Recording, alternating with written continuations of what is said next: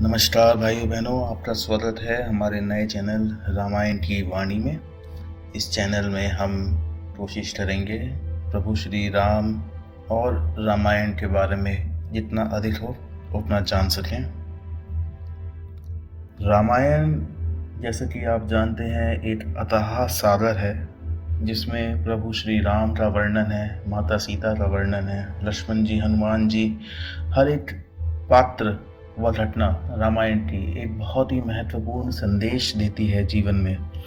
यदि हम उस संदेश को समझ सकें, अपने जीवन में उसको इस्तेमाल कर सकें, तो हमारा जीवन अत्यंत ही सुखद और शांति से भरपूर हो जाएगा।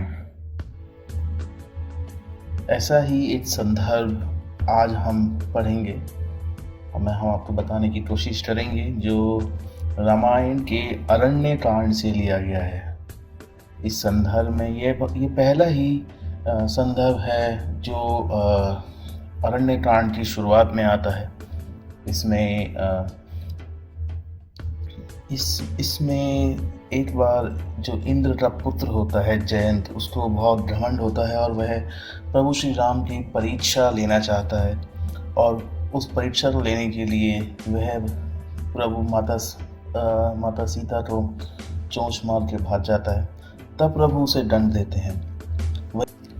एक बार चुनी कुसुम सुहाए, निज कर भूषण राम बनाए, सीता ही पहिराए प्रभु सादर, बैठे फटिक शिला पर सुंदर। तो यहाँ पर प्रभु श्री राम और माता सीता बैठे हुए हैं शांति से। प्रभु एक बार चुनी कुसुम सहाय, यानी कि प्रभु श्री राम बहुत ही सुंदर सुंदर फूल चुनकर अपने हाथों से लेकर आते हैं। निज कर भूषण राम बनाए, जो फूल प्रभु श्री राम लेकर आते हैं वे बेहद ही सुंदर और खूबसूरत हैं और उनसे वे भिन्न भिन्न भांति के भूषण बनाते हैं, यानी गहने बनाते हैं। सीता ही पहिराए प्रभु सादर, सीता माता को प्रभु जी अपने हाथों से वह भूषण पहनाते हैं और वह इस समय एक बहुत ही खूबसूरत शिला पर बैठे हुए हैं। बैठे फटिक शिला पर सुंदर।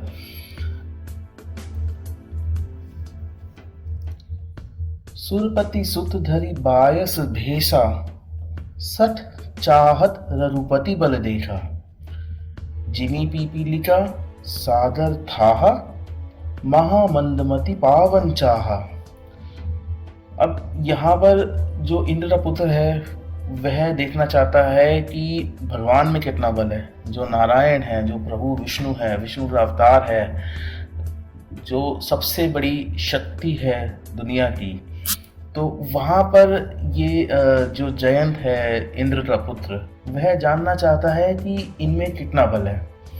तो इसी का विवरण दिया हुआ है। सुरपति सुत धरी बायस बेठा, जो देवराज का पुत्र का, जो देवराज इंद्र का जो पुत्र है जयंत, वह एक कोई का रूप लेकर आया है। सठ चाहत रघुपति बल देखा, और वह ये देखना चाहता है कि भगवान में कितनी शक्ति है, जो स्वयं नारायण है उनमें कितनी शक्ति है, वह जानना चाहता है। इसी का एक समक तुलसीदास जी कहते हैं जिस प्रकार एक चींटी समुद्र की ठा लेनी चाहती है और वह कोशिश करती है कि मैं समुद्र की गहराइयों में उतरूं और जानूं कि समुद्र कितना गहरा है, कितना उसमें कितनी गहराई है उसकी, उसी प्रकार इंद्र का जो पुत्र है वह प्रभु श्री राम की शक्ति को आंकना चाहता है। अब इसी घमंड में जो जयंत है वह कागे का कोए का रूप लेकर आता है और सीता माता को चोंच मारने की कोशिश करता है। सीता चरण चोंच हति भागा, मूड मंद मति कारण कागा, चला रुधिर रघुनायक जाना, सीत धनुष सायक संधाना। सीता चरण चोंच हति भागा, वह जयंत कोए के रूप में आता है और माता जानकी को चोंच मारकर भाग जाता है। वह बड़ा ही मूर्ख है और ये मूर्खता कर कर बहुत वहां से निकल जाता है। जैसे ही उस घाव में, जहां पर चोंच मारी थी, उस घाव में से खून निकलता है, रघुनायक श्री राम प्रभु देखते हैं कि वहां से खून बह रहा है। वह वहीं से पास में से एक सींग उठाते हैं बाण बनाकर और अपने धनुष से वह चला देते हैं, जो जयंत के पीछे पीछे चलने लगता है। अब यहाँ पर जो देखने वाली बात है वो ये है कि जो प्रभु श्री राम है वे बेहद ही दयालु कृपालु हैं। जो भी उनकी शरण में आता है वह उसकी रक्षा करते हैं, उसकी मदद करते हैं, उसे कभी निराश नहीं करते। अति कृपाल रघुनायक सदा दीन पर ने, तासन आई कीन छलु मूरख अवगुण गे। जो प्रभु श्री राम इतने दयालु हैं, लेकिन जो जयंत ने छल किया, जो अपनी मूर्खता दिखाई, जो उसने उस पर छल किया, उस पर प्रभु श्री राम को, उनको भी क्रोध आ जाता है उसकी मूर्खता पर। अब हो ये रहा है कि जयंत जो है उसके पीछे प्रभु श्री राम का बाण लगा हुआ है। अब वह कहाँ जाए? जब आप समस्या में होते हैं, कोई बहुत ही बड़ी समस्या में परेशानी होती है, सबसे पहले आप अपने पिता के पास जाते हैं। तो वही काम जयंत करता है। सबसे पहले वह उठता है और जाता है सीधा स्वर्ग में अपने पिता श्री इंद्र के पास। प्रेरित मंद्र ब्रह्मसार धावा, चला भाजी बायस भय पावा, धरी निज रूप दयो पितुपाही, राम विमुख राखा ते ही नाही। अब राम जी ने जो मंत्र पढ़कर जो बाण चला है, तो बाण उस मंत्र से प्रेरित होकर ब्रह्म बाण बन गया है और वह एक मृत्यु की भांति जयंत के पीछे पीछे चल रहा है। अब जब जयंत ने देखा कि मेरे पीछे तो ये बाण पड़ गया है, मैं जहां भी जा रहा हूँ मेरे पीछे पीछे आ रहा है, तो वह अत्यंत भयभीत हो जाता है। उसे बहुत डर लगता है और डर के मारे वह दौड़ने लगता है। तब उस समय वह जयंत जो होता है वह जाता है अपने पिता के पास, और पिता के पास वह अपने असली रूप में जाता है। उस रूप में वह जाके पिताजी से बोलता है, हे प्रभु, हे पिताश्री, मुझे बचाइए, मैंने ऐसा किया। पर जैसे ही इंद्रदेव को पता चलता है कि जयंत क्या करके आया है, इसने क्या किया है, इसने माता जानकी को हताहत किया है, उन्हें चोंच मारी है, उन्हें चोट पहुंचाई है, तो इंद्रदेव भी उसका साथ छोड़ देते हैं। क्योंकि भगवान राम से द्रोह कौन करेगा? सबसे बड़ी शक्ति वही है। इंद्रदेव इस बात को जानते हैं और वह इसीलिए उसका साथ छोड़ देते हैं। वह भी उसको अपने घर में आश्रय नहीं। अब इसके पश्चात जब इंद्र ने भी जयंत को आश्रय नहीं दिया, तो वह क्या करे? वह भागना शुरू करता है। और सबसे पहले वह, तो यहां पर ये संदर्भ है, भा निराश उपजी मन त्रासा, जथा चक्र भय ऋषि दुर्वासा, ब्रह्म धाम शिवपुर सब लोका, फिरा श्रमित व्याकुल भय शोका। अब यहाँ पे तुलसीदास जी कह रहे हैं, भा निराश उपजी मन त्रासा। जब पिता ने ही उसको अपने पास आश्रय नहीं दिया, अपने पास आश्रय नहीं दिया, अपने घर में, अपने स्वर्ग लोक में आश्रय नहीं दिया, तब उसका मन बेहद ही निराश हो जाता है। वो बहुत ही निराश होकर, और उसके मन में अत्यंत भय उत्पन्न होता है कि अब मुझे आश्रय कौन देगा, मेरी रक्षा कौन करेगा। तुलसीदास जी ने इस भय तो उसी समान माना है जिस प्रकार चक्र के भय से ऋषि दुर्वासा जी बहुत डर गए थे, उनके मन में भय आ गया था। तो अब जयंत जो है उसके पीछे बाण पड़ा हुआ है, वह स्वर्ग में गया, उसको वहां भी आश्रय नहीं दिया, वहां भी आश्रय नहीं मिला, तो वह इधर उधर दौड़ने लगता है। लोग मदद तो छोड़, जैसे ही लोग वहां के वासियों को पता चल रहा है कि इसने श्री राम जी का द्रोही है, श्री राम की जो अर्धांगिनी है माता सीता, उन पर इसने चोंच मारी है, वे उसको बैठने के लिए भी नहीं पूछ रहे हैं।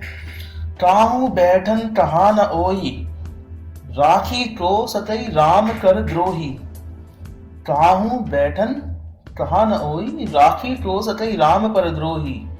मातु मृत्यु प्रतु समन समाना, सुधा होई विश्व सुनु हरि जाना। तो काहू काहू बैठन कहा न होई, कोई उसको बैठने के लिए नहीं पूछता। राखी तो सकई राम कर द्रोही, जो जो प्रभु श्री राम का द्रोही है, जिसने भगवान श्री राम से दुश्मनी ली है, उनसे उनको कौन उसको आश्रय देगा।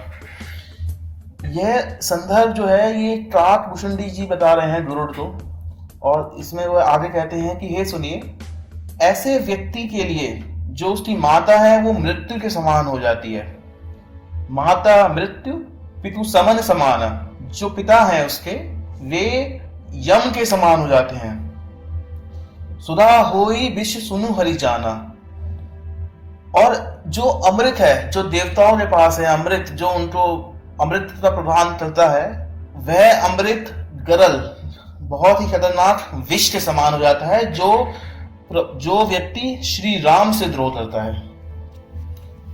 अब इसी के आगे तुलसीदास जी विवरण करते हैं कि समस्त संसार ऐसे व्यक्ति के लिए किस तरह का व्यवहार करता है।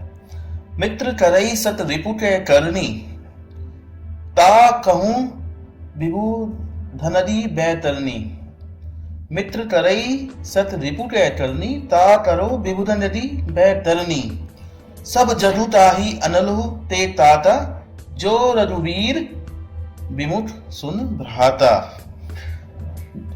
अब यहाँ कहते हैं कि तुलसीदास जी की जो व्यक्ति ऐसा करता है उसके लिए जितने भी मित्र हों, चाहे कितने 100 हो, हजारों सैकड़ों मित्र हों, लेकिन ऐसे व्यक्ति के लिए वह सब शत्रु हो जाते हैं, सब उससे शत्रुता कर लेते हैं। जो देव नदी गंगा है, जो सबसे ज्यादा पावन है, जो दूसरों के भी पाप हर लेती है, वह नदी भी उसके लिए वैतरणी हो जाती है।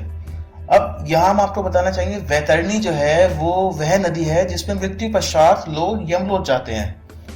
तो यम की नदी, यमपुरी की नदी भी कहा जाता है इसको, वैतरणी को। तो जो देव नदी गंगा है, जो आपको सभी पापों से मुक्त करती है, वह नदी आपके लिए वैतरणी हो जाती है। सब जरु ताही अनल ते ताता, जो रघुवीर विमुख सुन भ्राता। हे भाई सुनिए, जो श्री राम जी से विमुख हो जाता है, समस्त पृथ्वी, समस्त संसार, समस्त सृष्टि उसके लिए अग्नि समान हो जाती है, उसको हर जगह से जलाने लगती है।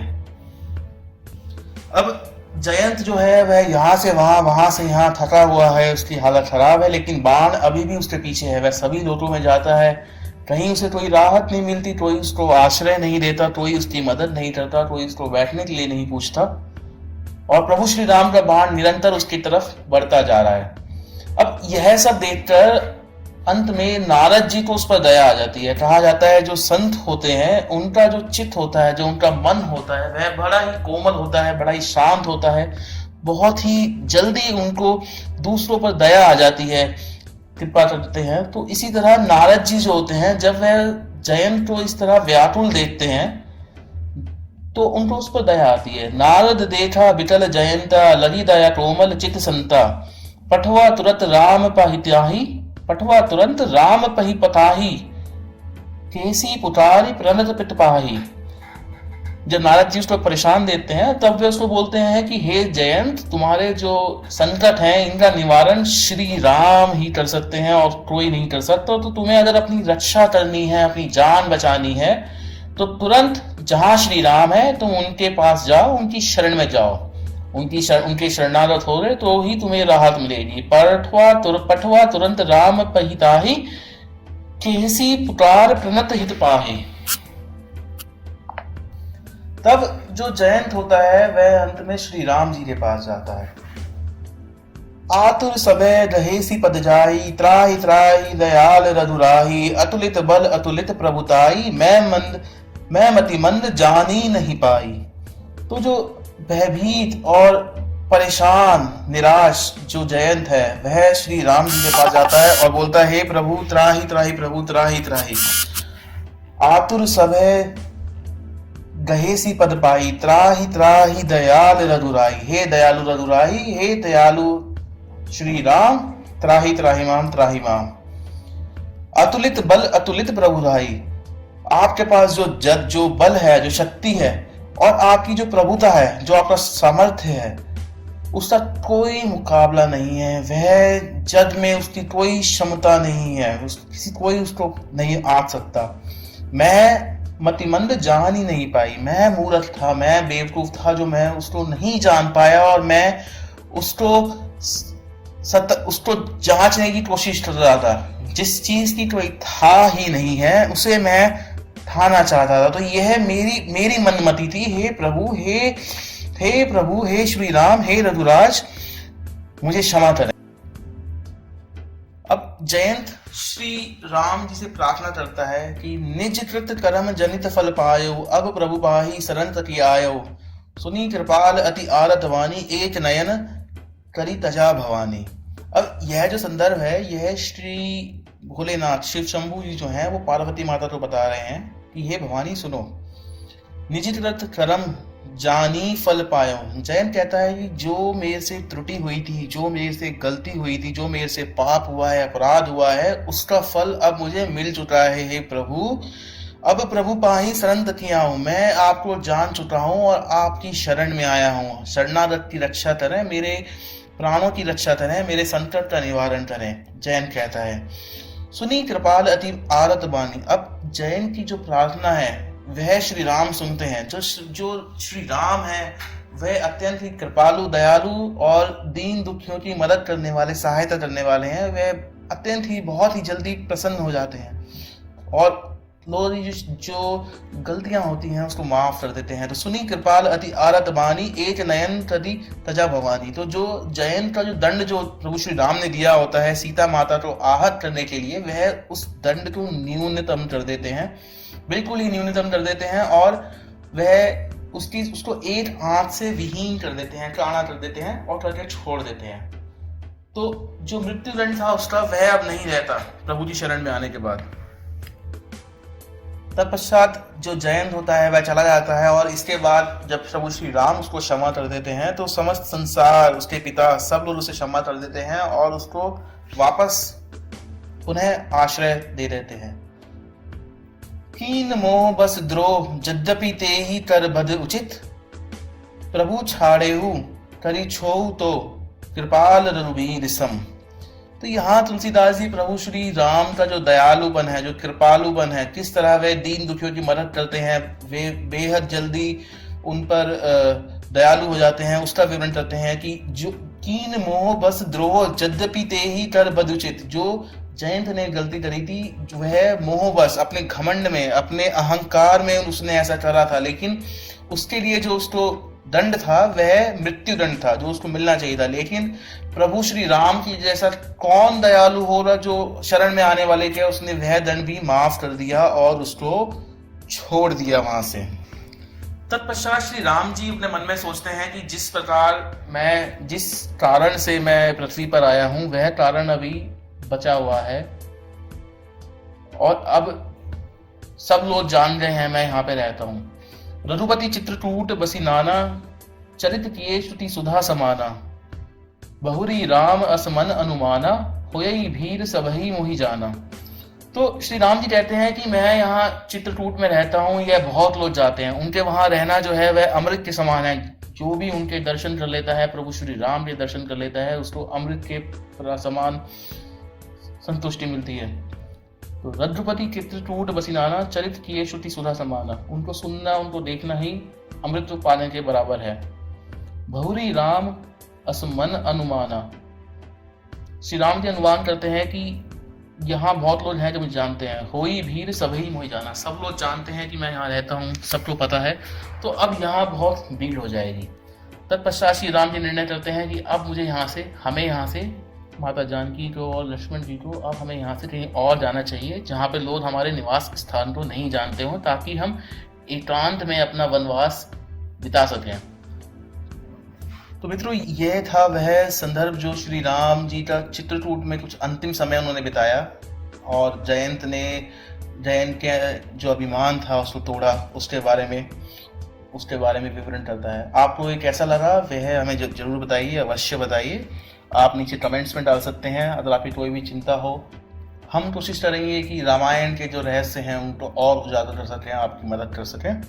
तो अगर आप और जानना चाहते हैं तो कृपया लाइक करें, सब्सक्राइब करें, और अगर किसी विशेष अनुच्छेद के बारे में या संदर्भ के बारे में आप जानना चाहते हैं रामायण के, तो हमें अवश्य बताएं, हम जल्दी से जल्दी उस पर नया वीडियो बनाएंगे। और आपकी अगर आपका प्रेम रहा, सादर रहा, प्रभु श्री राम की इच्छा रही सबसे महत्वपूर्ण, तो हम और से और श्री रामायण की वाणी को आगे बढ़ा सकेंगे। धन्यवाद।